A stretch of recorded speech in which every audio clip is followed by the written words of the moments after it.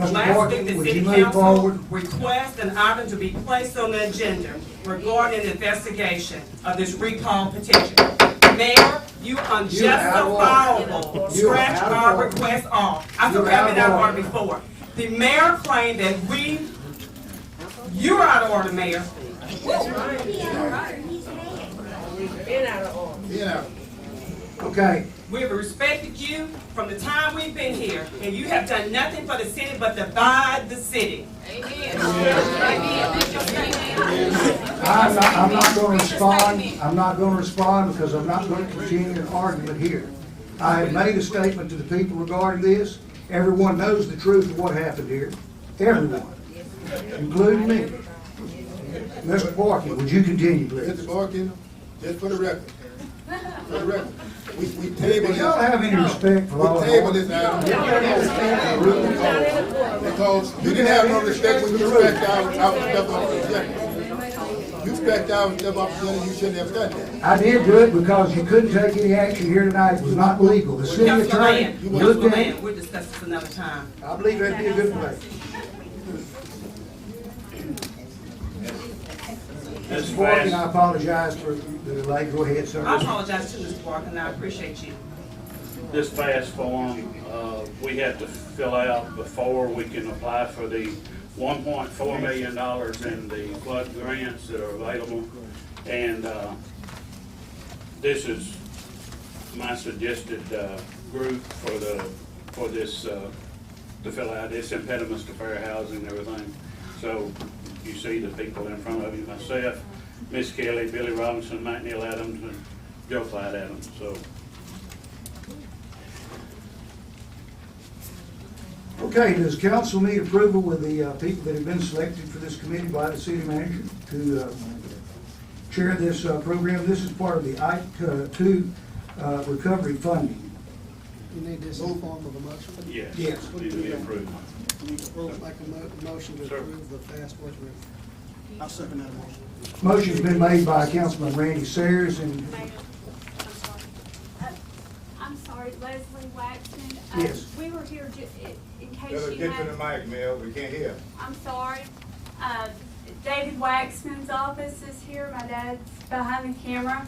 And if y'all have any questions, we came in order to answer those questions about why we're doing this, and perhaps y'all are all up to speed, but if not, we're here to address that. okay, and while we're here, there's been some accusations made that we did not at City Hall apply for this grant. Yes, That sir. we just sit on it because it was for the poor parts of town. Would you tell this audience why we applied for it and then turned around and pulled it? Yes, sir. In fact, I think my father would like to address that, and either one of us can do that.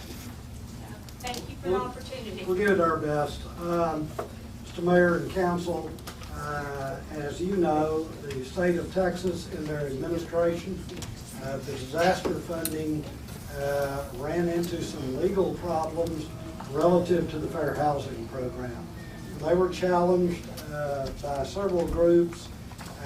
That led to a conciliation agreement.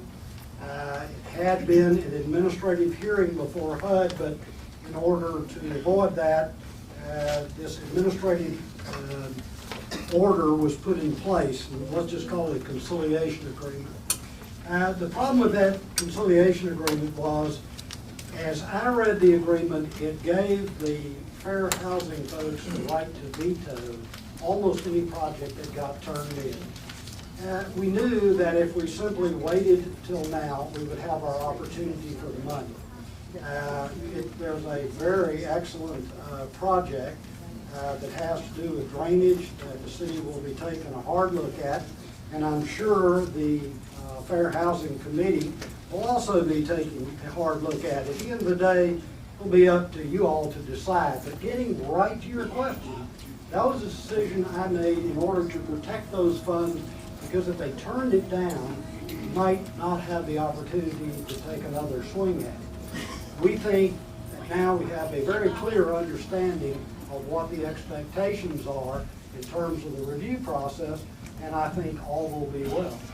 I didn't want to see us gamble something that was so important. So, I mean, perfectly honest, and that was mine. yeah, so the truth here is the city had applied for it, and then we were told to withdraw that and apply it later, because we would actually get it sooner if we went through the second round instead of the first. But it is my feeling that we actually put it at risk if we had applied before, because in accordance with the conciliation agreement, it said real clearly that they have the right to review and turn down almost anything that they wanted to.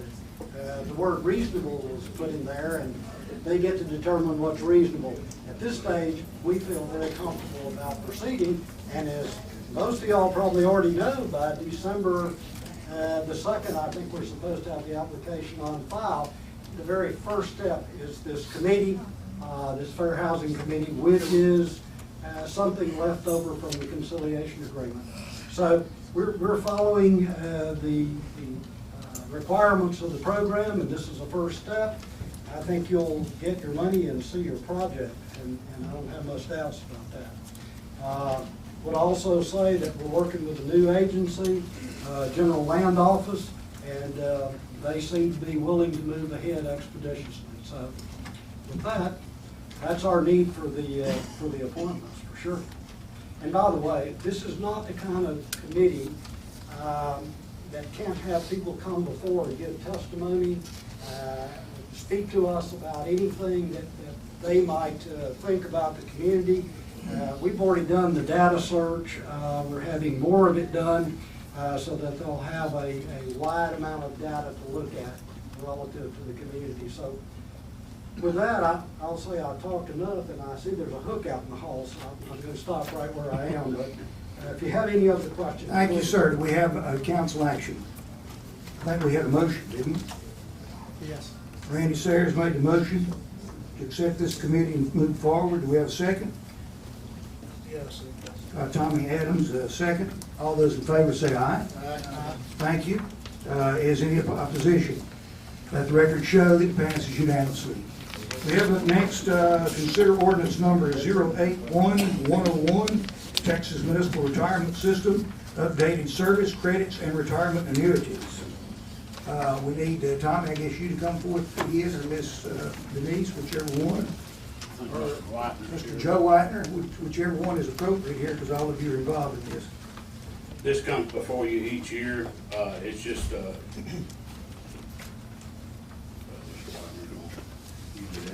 it's updating the retirement, the service credits on retirement and a cost of living for the retirees.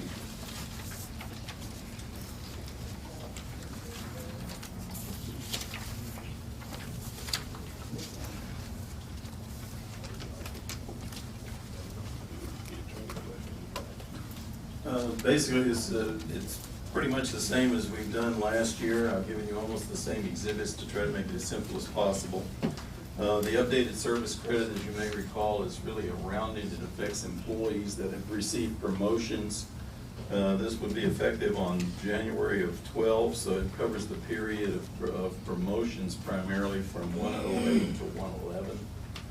And basically all it does, it's an actuarial methodology in which they'll go in and compare the salaries that these people might have had today over this period of time. Then they add 3% to this hypothetical balance and compare it with their actual balances. If their actual balance is less than this hypothetical amount, then they'll receive a credit for it. There are not many employees that would qualify for this. If it's granted, the cost on it, which goes into the unfunded actuarial liability, which is amortized over a 30-year period, of $31,450. The COLA is probably a lot more people here more interested in. There are 67 annuitants in this plan. The COLA would be granted on January of 12. So this actually would cover, they take a look at the CPI or cost, Consumer Price Index. Yes, Consumer Price Index, thank you.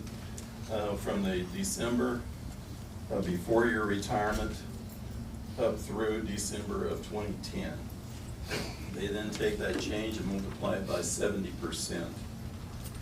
And if this is adopted, it would cost the city an unfunded actuarial liability $132,787. and again is amortized over a 30-year period. I've given you a copy of the actual proposal that you can see all the percentages that are shown. This is on the TMRS plan change study. The TMRS drafted for us. These are percentages of our payroll amounts. Our current payroll average is $368,849 a month. And as you can see, it would increase our current monthly retirement is 12.37 of our payroll that we contribute to pension. Because of a consolidation of funds in TMRS, that will reduce to approximately 7.8 or 8.06 on a fully loaded basis. And if you adopt this proposal, it will increase to 8.53%. The total unfunded actuarial liability, which is the $164,237, is that line that says unfunded actuarial liability. It's currently $1,248,558. And would be increasing to $1,412,795. That's growth. Yes, if you adopt both of these plans, that's the total consolidation. It's an unfunded actuarial liability increase of $164,237. Of that, $31,450 would be for the unfunded or the updated service credit, and $132,787 is the COLA for the existing pensioners. What does it cost us right now if we approve these? I assume this is to, There's nothing right now. This all goes into unfunded liability. We would be increasing so the this may be unfunded. may be an unfunded liability in the Later on. future, right? It will be. Like when? Next year it would start. They would go in, as I said, they'll take that $164,000 and it'll be amortized over 30 years. And whatever that portion is, would be built into next year's valuation, because these valuations are only done once a year. And that would be, that's part, if you want to see it on this TMRS, that would be called prior service rate.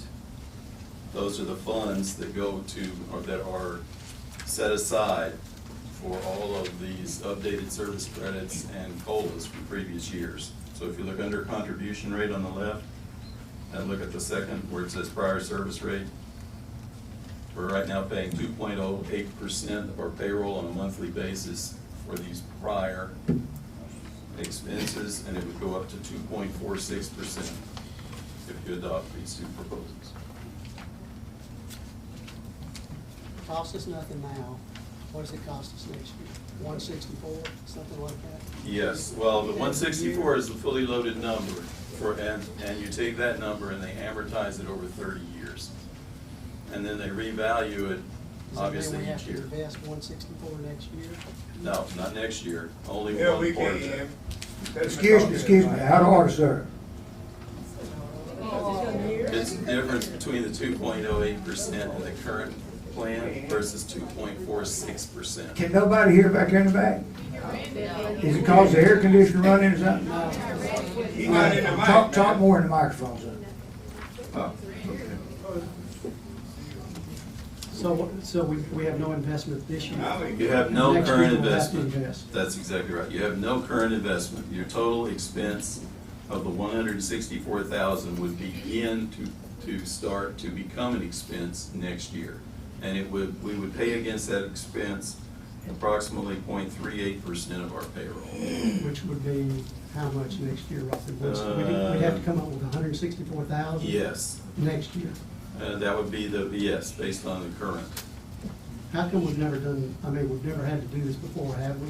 Yes. We've approved this every year, but do we? You've come up approved it with every money? year. We'd increased the unfunded liability on this, well, last year, the COLA was $212,000. Now, I got a question I gotta ask. Are we gonna be able to pay it next year with the projection? We'd have to ask our Well, it's gonna be in 2000, it'll start on 2012, Right. the following year, so we won't be, it's not gonna be in this year's coming budget. Have we paid this amount, a similar amount every year when we've done this? Yes. We passed it every year too. I know, but I thought it was a smaller amount that was added each year. It was larger. It was the total amounts each year, this has been the smallest one so far. Because the CPI is not that big in the last year. What's your suggestion, sir? What's your recommendation to this council? Mine is to do it. You got 20-year employees and you tell them you know, Right. my, It's a commitment. yeah, I mean. I'll make the motion. Motion's been made by Mr. Sayers. Is there a second? Second.